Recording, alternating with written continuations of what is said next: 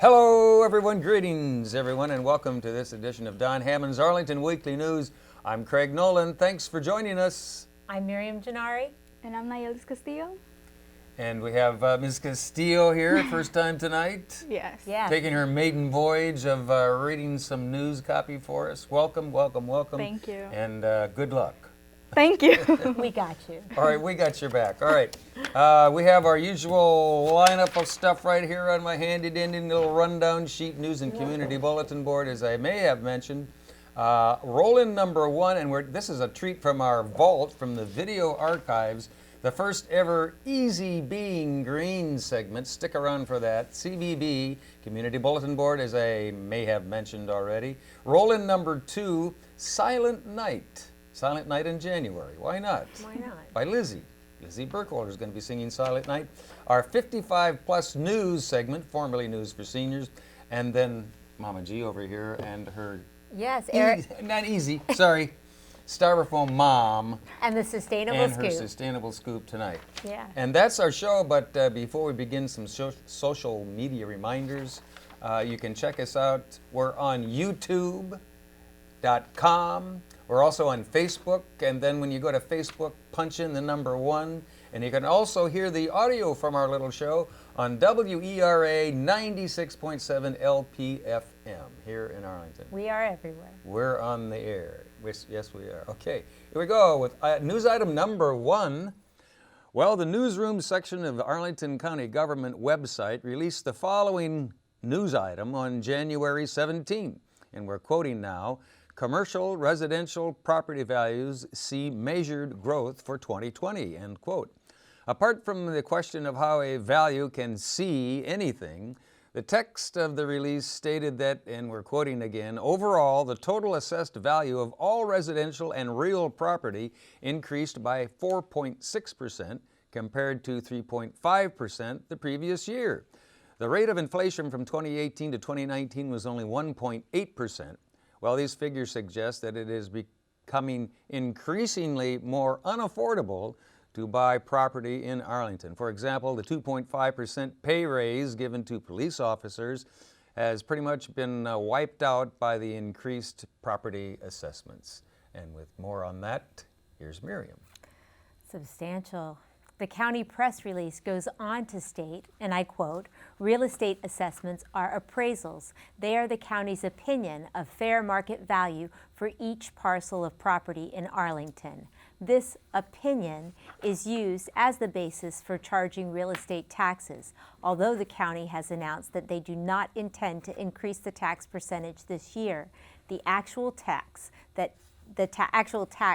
bill itself will increase. It is obvious to people who own property that they will pay more, but it's also likely for those who rent that they will also pay more, since most taxes are increased when they are passed on to their tenants from their landlords." Craig? And that's the way it goes. The way it goes. Pass it on down the line. Also in our news items here, this edition of Don Hammond's Arlington Weekly News, a series of significantly increased water bills has caused sufficient public outcry, enough to prompt a statement from Greg Emanuel, who's director of DES, Department of Environmental Services. Mr. Emanuel reminds residents that the drought that took place between August and October of 2019, and he suggested increased lawn watering may have been the cause for these higher water bills. However, some households that did not water their lawns still saw an increase in their bills from the previous year. Mr. Emanuel's message encourages concerned residents to call DES, call their customer contact center, and here's the number to voice your opinion, 703-228-5000. You can call it between 7 a.m. and 7 p.m. Miriam. And now for some tragic news. A number of news outlets have reported the death of an adult male inside a residence at 850 North Randolph Street on Friday, January 17th. The victim has been identified as Scott Radigan, age 24. The death has been ruled a homicide. The Office of the Chief Medical Examiner has identified upper body trauma as the cause of death. The investigation is ongoing. All right, well, I think it's time for something pleasant. What A little about uplifting. We've reached into, dug into our video Yeah. vault here, the archives, and we've come up with some video of the first Easy Being Green segment by its creator, Lily Weitzel Caravaggio. I'm sorry, Lily. Caravaggio. Did we do the It's Easy Being Green back Well, then? do you want to do that? Back I don't then? know. No. We didn't do it back then. Okay. It's too late now. Here's a look at some video archives from Lily. Check it out. My name is Lily Weitzel Caravaggio, and I'll be presenting a new segment on It Is Easy Being Green, and I'll be reporting periodically about green issues, conservation, environmental topics as they come up throughout. Yeah, that's an important segment, for us to have. And Yeah. so welcome you here. And Thank look you very forward much. to when you come back. Appreciate it, Rich. Okay. Back to the show. Great. Again, I'm Lily Weitzel Caravaggio, and I'll be reporting periodically on environmental and conservation issues. Tonight, we're looking at the Chesapeake Bay. You may know that in May of last year, President Obama signed an executive order to strengthen efforts to clean up the Chesapeake Bay. As this has brought both renewed attention and serious effort to the prospect of a healthier bay, we have also welcomed some good news about the state of the bay this spring. First of all, after a decade of declining numbers, the Chesapeake Bay blue crab is making a comeback. The blue crab population is now estimated at 658 million crabs, more than doubling last year's numbers. The comeback can be traced to strong regulations put in place in 2008 in both Virginia and Maryland to limit the number of female crabs that could be caught and kept. At that time, blue crab populations were declining to dangerously low levels. But the comeback has been great, and last year the total bay-wide crab harvest was also well above previous year's numbers. That's good news for blue crabs, for those who catch them, and for those of us who like crab cakes. Also this spring, the Virginia Institute for Marine Science reported that underwater bay grasses increased by 12% last year. That's very good news as well. Underwater bay grasses provide habitat, food, and oxygen, prevent erosion, and absorb nutrients. Because bay grasses are sensitive to water quality and are not harvested, they're also a very good measure of the bay's overall health. Now, unfortunately, they are still only at 46% of their target levels, and we still have a long way to go. But we have an opportunity coming up to help. The weekend after Memorial Day, Saturday, June 5th, marks the 22nd annual Clean the Bay Day. It's a great time to do our part in this effort. There will be cleanups at Mason Neck State Park and other locations in the area. You can also consider organizing a cleanup in your own neighborhood. To register for the Mason Neck event, visit www.cbf.org. Wow. What a delight. There you go, our first ever EBG from Lily, and she started the whole thing. She was the original producer and segment originator. Well, guess, I so love it was Adele, very but EBG. she did a great job. First EBG.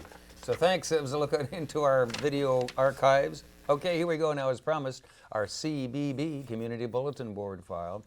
While navigating the path to home ownership in Arlington comes with many difficulties, a free New Year home buying seminar will teach new and repeat buyers everything they need to know about the whole process. There'll be a Q&A session afterwards, so you can hopefully get your questions answered. This is all coming up on Thursday, January 30th from 7 to 9 p.m. at the KW Metro Center in Arlington, 2101 Wilson Boulevard, suite number 100. You can RSVP online at eventbrite.com, and they probably have a phone number too as well, but we don't have it at this taping. Your turn, Miriam. Thanks, Craig. Next up, garage sales, gluten-free cooking, and murder. Join the authors Sherry Harris and Libby Klein as they discuss their newest novels, Sell Low, Sweet Harriet, and Theater Nights or Murder.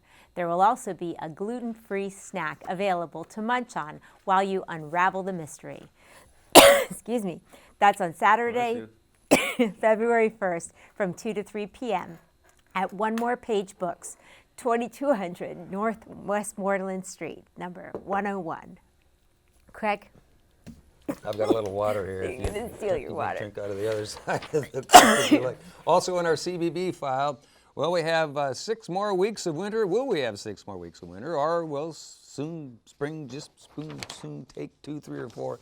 Spring just be right around the corner. We'll soon find out because Groundhog's Day is coming up, February 2nd.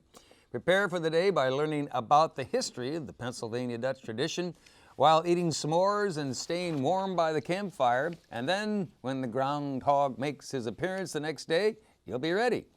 This event is coming up on Saturday, February 1st from 6 to 7 p.m. at Gulf Branch Nature Center. They're located at 3608 North Military Road.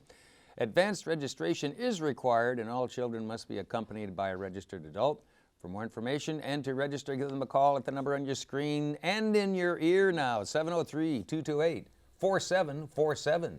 Miriam. Thanks for that water, Craig. You bet. What does it mean to be Jewishly educated? Last year, the DC-based Jewish magazine Moment tried to answer that question by asking prominent figures in the Jewish community what their top 5 book recommendations for educated Jews are. An event hosted by Moment magazine author Amy Schwartz will look at the variety of lists they received and hold a discussion on both the results of the study and what members of the community think makes a Jewish education. Take 2. That's on Sunday, February 2nd from 10:15 to 11:45 at the Congregation Eats Haim, 2920 Arlington Boulevard. And thanks, Jordan Kurcharski, for this week's CBB Stories. We really appreciate it. You bet. Thanks, Jordan. And Puxatawny Phil, that's the guy. Yes, I couldn't it think of is. his name. That's okay. right. That's right. We'll be back with our formerly new seniors, now 55-plus news segment right after we hear from Lizzie Burkholder, it says right here, and her version of Silent Night. Let's hear it. Listen.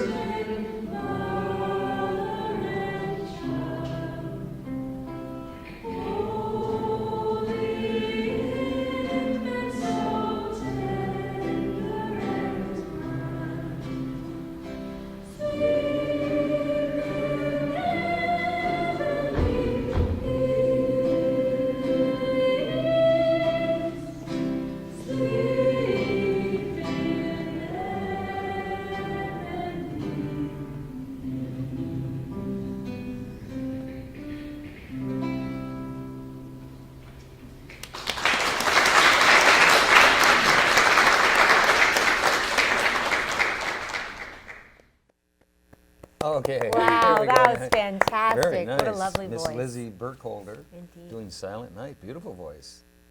We'll have to have her back. Absolutely. Okay, well, so here we are. We're down to our 55 plus, formerly News for Seniors segment of the show, and here we go with item number 1. Theater educator Michael Berlin Heinlein conducts monthly readings of great plays, followed by a discussion. Class members explore plays of classic, romantic, and modern drama. The next reading is coming up on Friday, January 31st at 1:30 in the afternoon at Aurora Hills 55 Plus Center. They're located at 735 18th Street South. For more information, give them a call at the number on your screen. Here we go, 703-228-5722. And now introducing Ms. Castillo with item number 2. Cassie, Thank it's you. your turn. Thank you. If you like words, know English fairly well, and can spell correctly most of the time, Scrabble is the game for you. It's even an event in the Northern Virginia Senior Olympics. Coaching is available for new players or those who haven't played for a long time. The next gathering is on Monday, February 3rd from 11 a.m. to 1 p.m. at the Lee 55 Plus Center located at 5722 Lee Highway.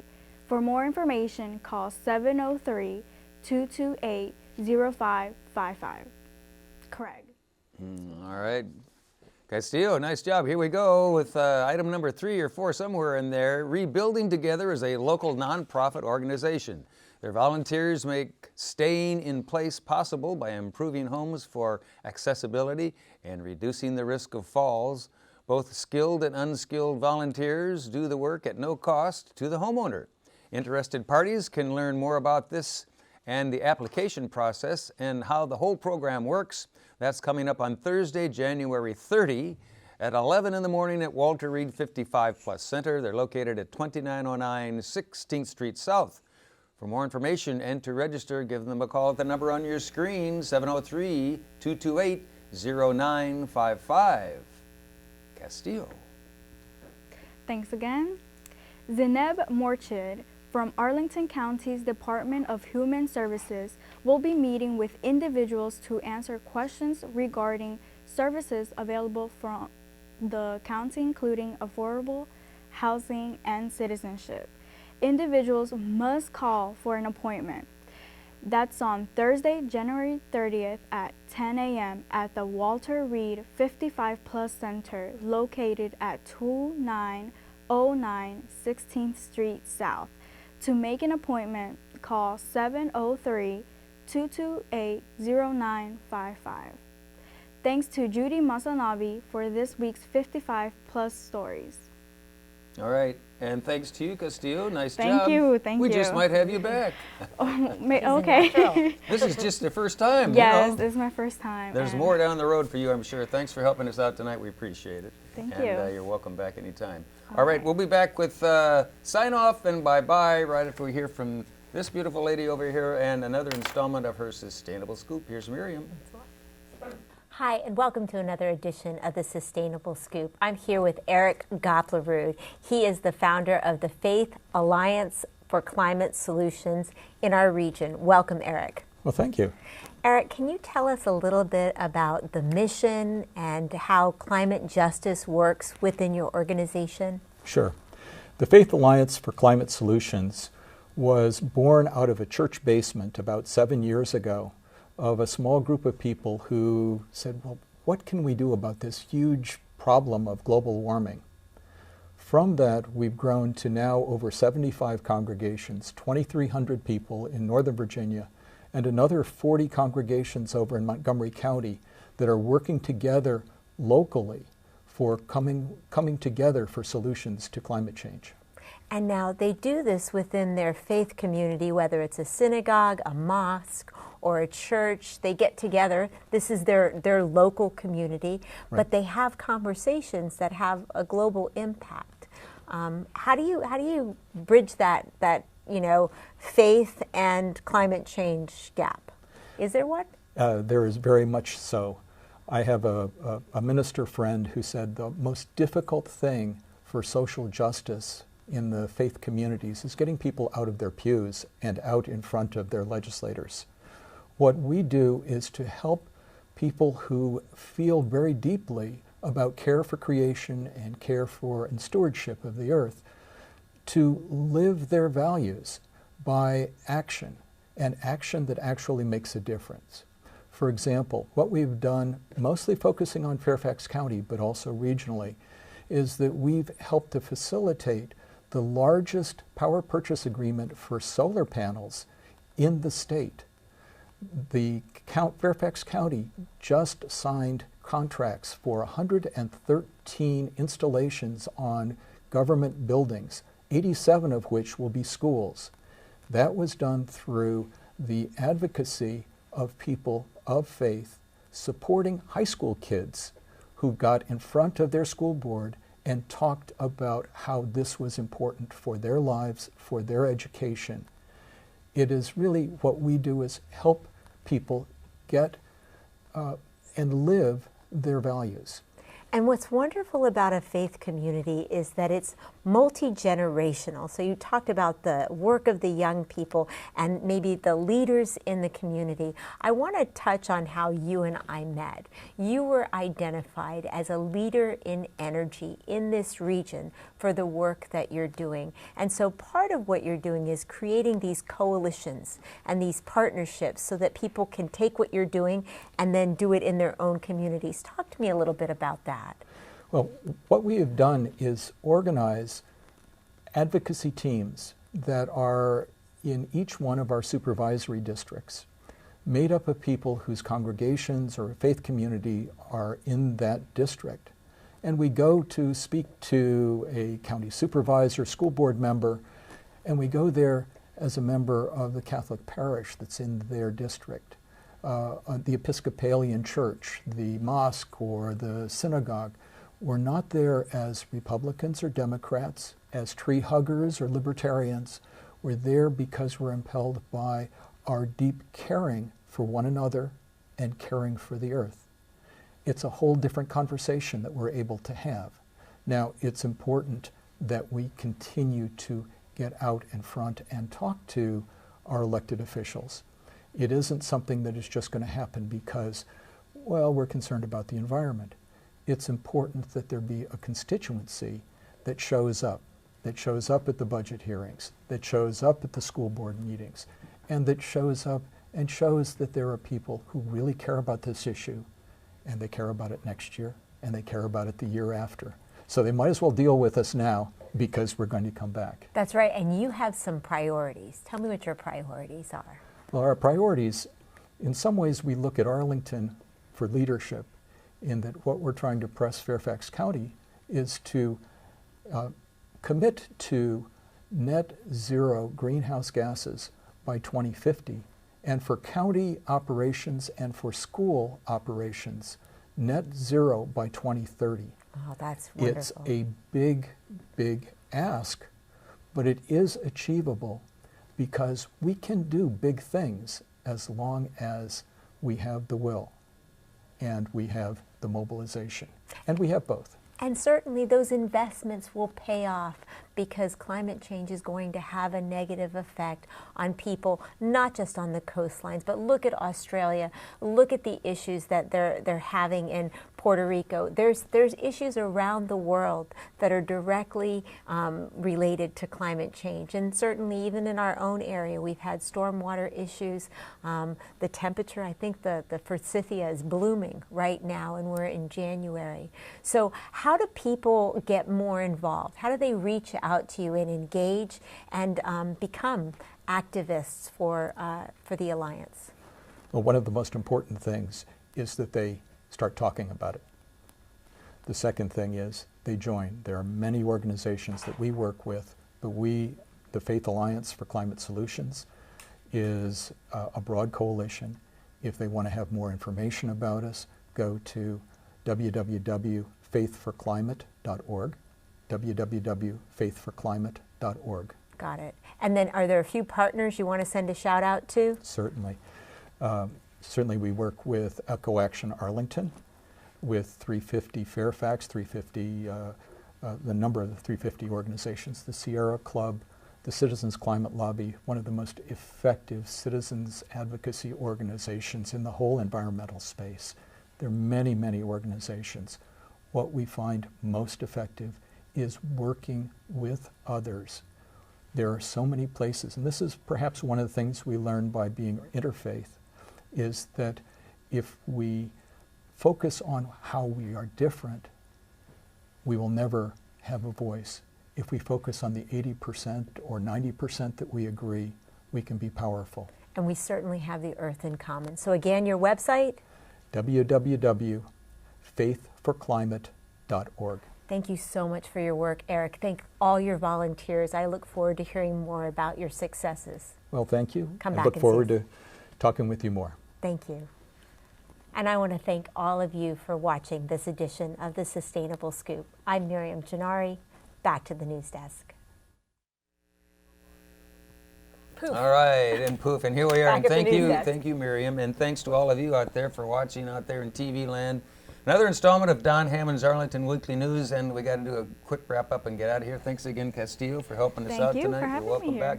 And thanks to all of you for watching. Have a safe week. We'll check it out next week. Bye. Bye-bye.